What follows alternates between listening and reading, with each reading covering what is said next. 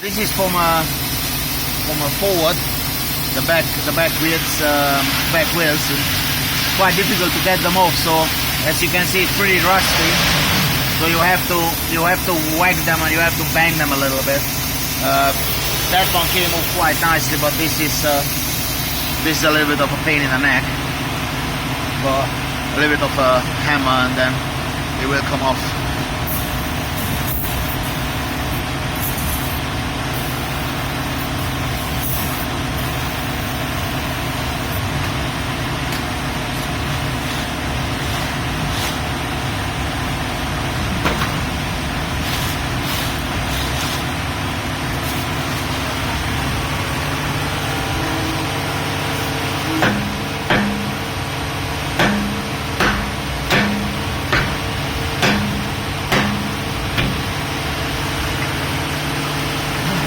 Right guys, so this is the situation. We got the wheel off. I mean, you really need some sort of hammer to go and check this out.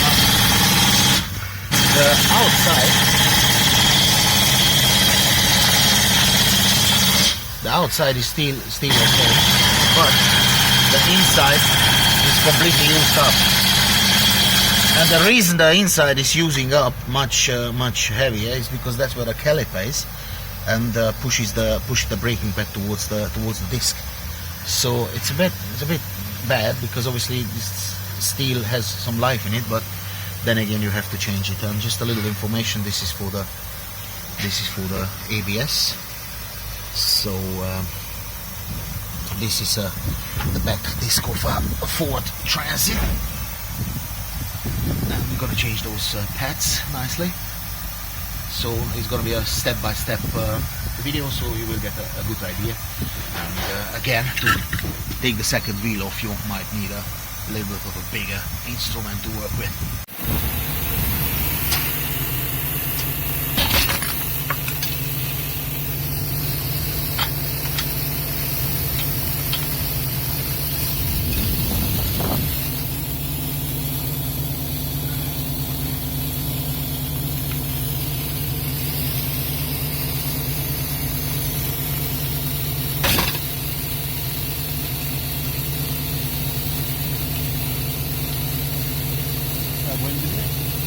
Yeah, gave up already.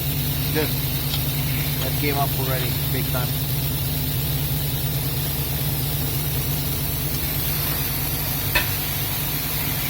That's it. Awesome.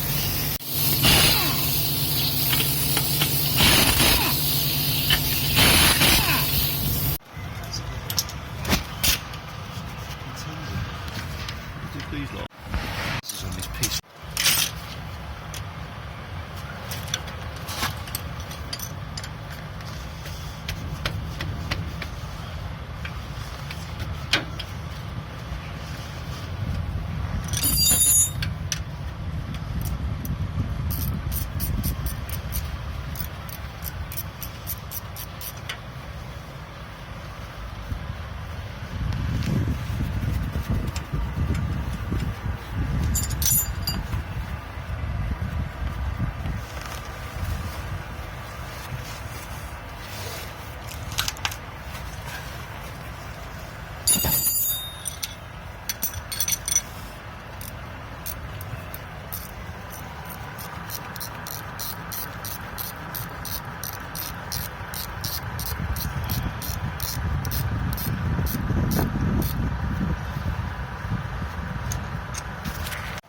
Right guys, so you have to remove this screw from here, one of the screws. So it's right there, and then it's another one from the bottom.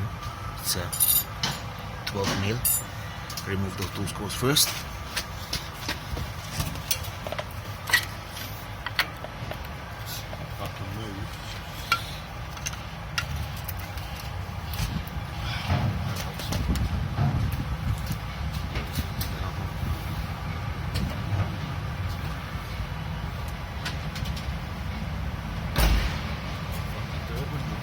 Yep.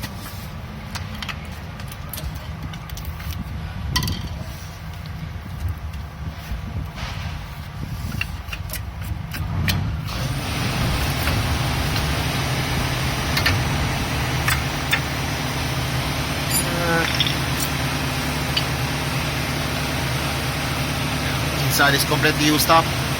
Almost. The outside is still reasonable, but not much meat left. So on a working van, of course, always look after it, always change it, because if you have the weight going on and you don't have the brakes, it's not a good feeling.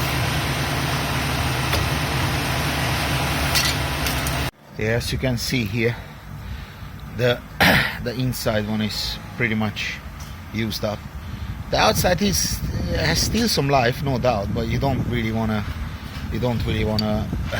put it back used. I mean, you know, they're not that expensive, so just replace them both. Is not worth it, except you're in Cuba, because if you're in Cuba you use everything, you use that all the way down to the metal, and then you get some asbestos mix and do your own braking pads. 2012 Cuba, when I traveled, we've seen some extreme things. So that's of course the caliper. This is that's the caliper. This is the bit which is pushing the pads towards the disc. So only those two screws, and you have these metal things as well, which normally should go with new brakes. And you put some copper grease in here, so the brakes can freely move around. So that's pretty much it. But I'm gonna still show you the whole procedure, so you can do the job reasonably easily at home if you have the equipment. Now another thing is that always back it up. Don't use the hydraulic stuff, because if that fails, the whole thing falls down on the floor. So always have those little stands if you're working with heavy stuff. And as you can see, this is a little bit of a slope as well, so the car could roll down very easily, because that hydraulic thing, it has wheels as well, so it's not an ideal scenario.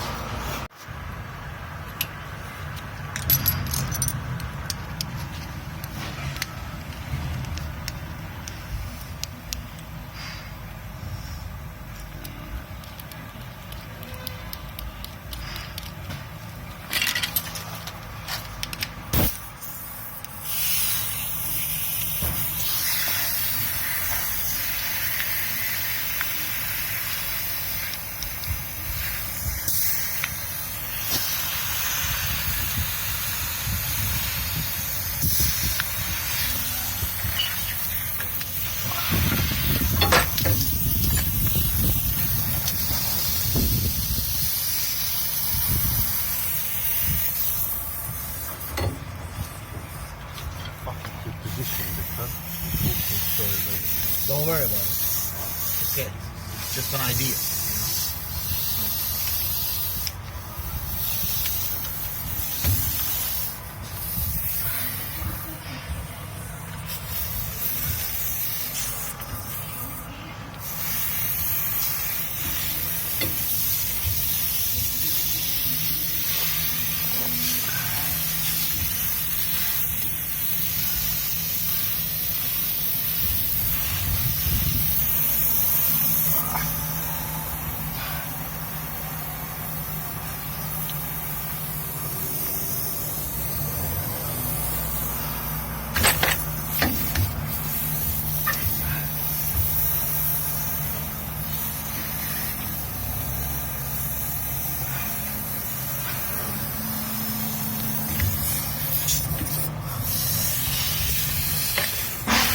So that was the handbrake wind back tool, because as you can see, the handbrake needs to be, of course, mechanical. It can't be hydraulical. The reason being is that if you have a leak, then you can lose the oil and then the car starts rolling.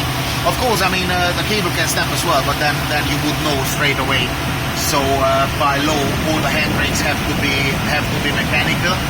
And before you put in the pads, you have to wind it back, because otherwise you won't be able to put the pads in. So that's a little extra here.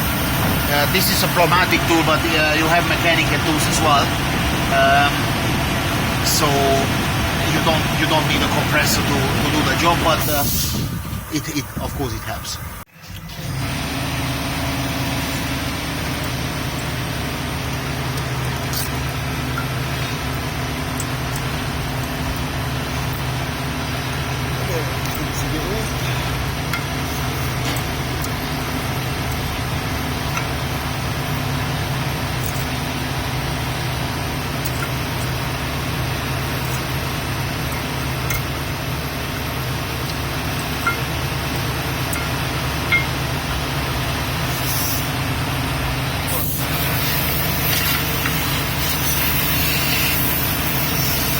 this has to face downwards because on the back of the pad is a locator.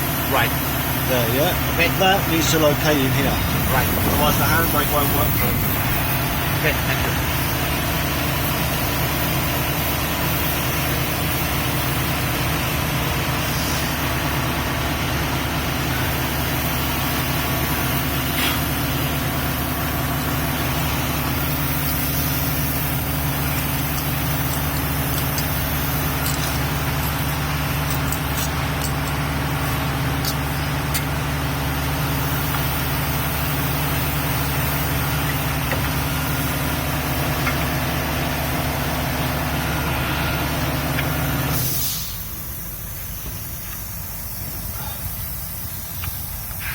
Go. And the screws, that's it.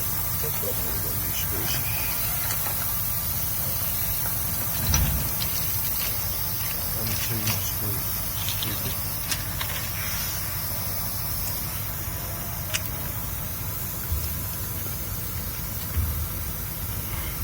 12 millimeters, guys, just for you to know. They're 13. They're meant to be 13. It is 13. Well, they're meant to be 13. Well, meant to be, but that was, yeah. They use the 12s. And we use the 12s here. Just a quick one. This is how it should look like. So we've got here 1 centimeters of maybe even a little bit more of meat compared to the one taken out. And this is the good one, the outside one. So you see the difference? Also, it comes with the brake pad sensor cable, which is on the other side. So this is the sensor. That's how it looks like. And as you can see, if the braking pad is used up, then it uses up that little plastic there. And on the top of the plastic, there's some obviously some wiring, and it sends out a signal. It basically shorts it out the way I say it. It just shorts out the circuit, and then you got a signal on the computer on the dashboard that the braking pads are gone. So that's a very easy and in a way very clever solution. I actually quite like it, I must admit.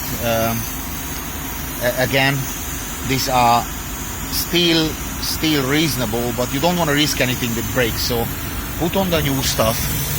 I mean, look at the meat on this. This is a completely different dimension, you see?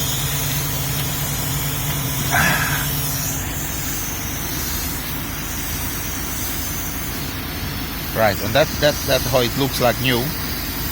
A couple of wires, connectors, and it just shorts out the circuit, the metal, and then you've got the message that it's all screwed.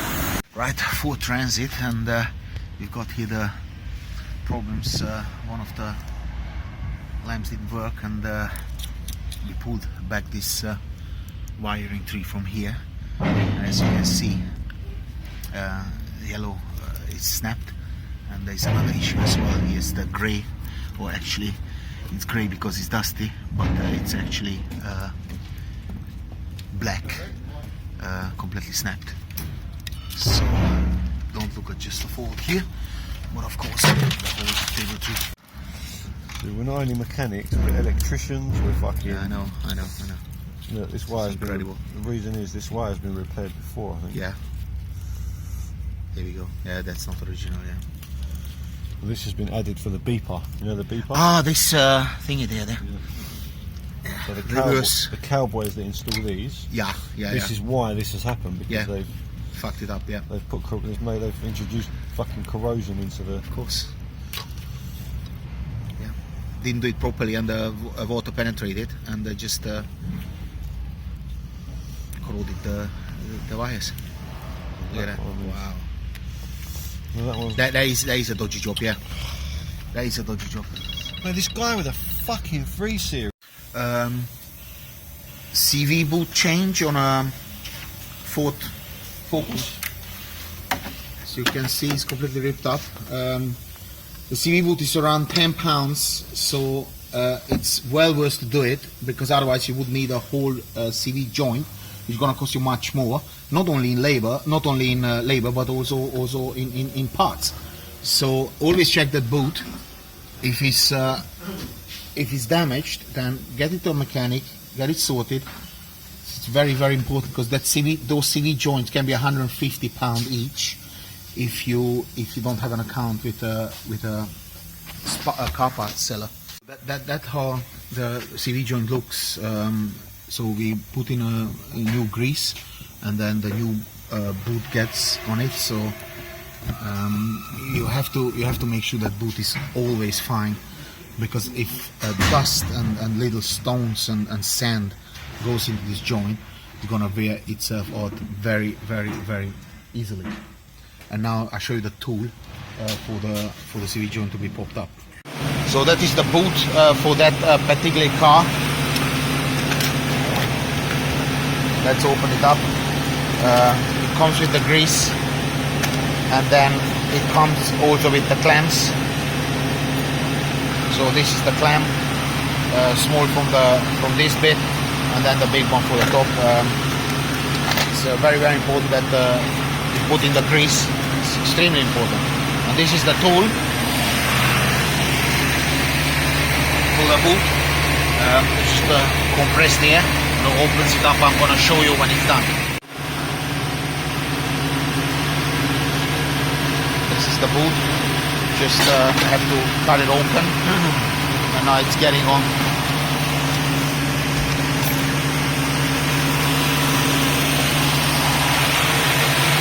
Put in the grease first.